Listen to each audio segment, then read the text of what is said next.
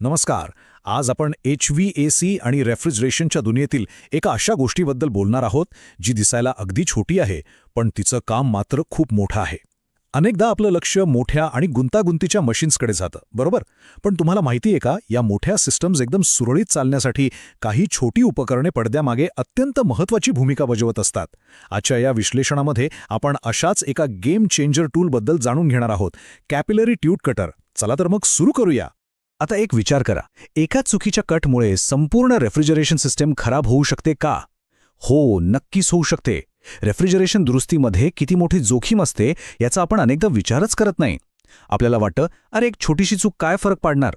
पण जेव्हा आपण हाय प्रेशर गॅस आणि अगदी मायक्रो लेव्हलच्या मोजमापांवर चालणाऱ्या सिस्टम्स हाताळत असतो ना, तेव्हा एक लहानशी चूक किंवा एक चुकीचा कट संपूर्ण यंत्रणा ठप्प करू शकतो.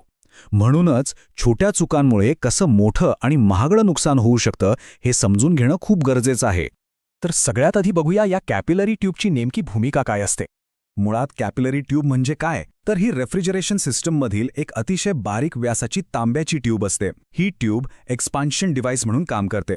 सोप्या भाषेत सांगायचं तर हाय प्रेशर लिक्विड रेफ्रिजरंटचा दाब कमी करून त्याला लो प्रेशरमध्ये आणण्याचं महत्त्वाचं काम ही ट्यूब करते. आता यात एक मेख अशी आहे की ही ट्यूब अत्यंत संवेदनशील असते. जर ही बारीक ट्यूब कुठेही थोडी जरी दबली गेली, पिंच झाली किंवा ब्लॉक झाली तर सिस्टममधील प्रेशरचं पूर्ण गणितच बिघडतं. आणि त्याचा थेट परिणाम काय होतो तर तुमची कूलिंग सिस्टम पूर्णपणे निकामी होऊ शकते. म्हणूनच या ट्यूबला हाताळताना प्रचंड सावधगिरी बाळगावी लागते. आणि इथेच एंट्री होते आपल्या आजचा हिरोची, म्हणजेच कटर टूलची. हे हिरव्या रंगाचं हँडल असलेलं छोटं आणि हलकं टूल पाहिलंत का? याची रचना अतिशय साधी आहे, पण ती तितकीच प्रभावी आहे. आता तुम्हाला प्रश्न पडेल की सामान्य प्लायर किंवा पक्कड वापरण्याऐवजी हेच टूल का वापरायचं? तर याचं कारण असं आहे की यामध्ये ट्यूब सुरक्षितपणे पकडण्यासाठी एक खास स्लॉट दिलेला असतो.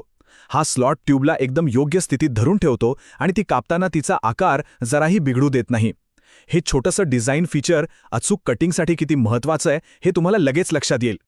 या कटरच्या मुख्य कार्यांवर नजर टाकली तर एक गोष्ट स्पष्ट होते. या टूलचा उद्देश फक्त ट्यूब कापणं हा नाहीये. ती ट्यूब योग्य लांबीमध्ये आणि अतिशय सरळ कापणं हे याचं खरं काम आहे. इथे कारण आणि परिणाम अगदी स्पष्ट आहेत. जर कटिंग अचूक आणि सरळ असेल तर साहजिकच ट्यूबचं नुकसान टळतं. ट्यूब पिंच न झाल्यामुळे गॅस फ्लोमध्ये कोणताही अडथळा निर्माण होत नाही. आणि तुम्हाला तर माहितीच आहे, सर्व्हिसिंग आणि इन्स्टॉलेशन करताना ही अचूकता किती निर्णायक असते. कारण गॅसचा अखंड प्रवाह असेल तरच सिस्टम 100% कार्यक्षमतेने काम करू शकते. चला तर मग आता प्रत्यक्ष कटिंगच्या त्या 4 महत्त्वाच्या पायऱ्या कोणत्या आहेत ते पाहूया. एक कुशल तंत्रज्ञ हे काम कसं करतो ते आपण अगदी स्टेप बाय स्टेप समजून घेऊ. पहिली पायरी म्हणजे जिथे कट करायचं आहे तिथे एकदम अचूक मार्किंग करणं. दुसरी पायरी खूपच महत्त्वाची आहे बरं का, ती म्हणजे कटरमध्ये दिलेल्या त्या खास स्लॉटमध्ये ट्यूब बरोबर बसवणं. तिसऱ्या पायरीत आपल्याला कटरवर योग्य तोच दाब द्यायचा आहे. इथे अति घाई करून किंवा जास्त ताकद लावून अजिबात चालत नाही.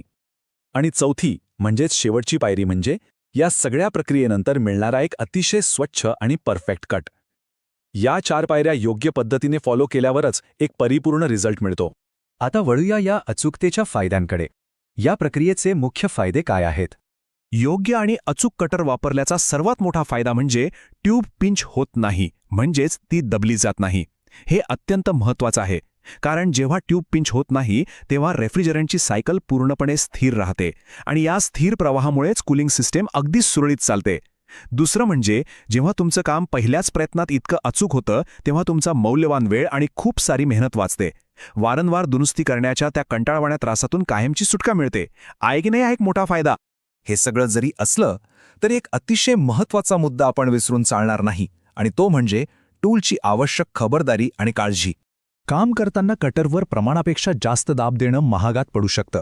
यामुळे टूल आणि ट्यूब दोन्ही खराब होऊ शकतात. तसंच जर कटरचं ब्लेड बोथट झालं असेल तर त्याचा वापर तिथेच थांबवा आणि कटर लगेच बदला, कारण बोथट ब्लेड वापरलं तर ट्यूब पिंच होण्याची शक्यता खूप जास्त वाढते. आणि असं झालं तर आपण आत्तापर्यंत ज्या अचूकतेबद्दल बोलत होतो ती सगळी वाया जाईल. याशिवाय प्रत्येक वापरानंतर टूल व्यवस्थित स्वच्छ ठेवणं खूप गरजेचं आहे. ही छोटीशी देखभाल टूलचं आयुष्य तर वाढवतेच, पण ते नेहमी उत्तम स्थितीतही ठेवते. आता आपण या सत्राच्या शेवटी आलो आहोत, पण जाता जाता एक विचार करायला लावणारा प्रश्न. टूलची देखभाल हेच रेफ्रिजरेशन दुरुस्तीतील अचूकतेचं खरं रहस्य आहे का?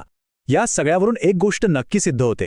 जर आपण सर्वात लहान आणि साध्या उपकरणांची योग्य ती काळजी घेतली तर सर्वात मोठ्या आणि गुंतागुंतीच्या सिस्टीम्सचं आयुष्य आपोआप वाढतं. कॅपिलरी ट्यूब कटरसारखा एक छोटंसं टूल योग्य तंत्र आणि देखभालीच्या जोरावर रेफ्रिजरेशन क्षेत्रात किती मोठा बदल घडवून आणू शकतं हे आज आपण पाहिलं. तांत्रिक कामांमधील ही सूक्ष्म काळजी खरोखरच कौतुकास्पद आहे. आजच्या या विश्लेषणामध्ये जोडले गेल्याबद्दल खूप खूप धन्यवाद.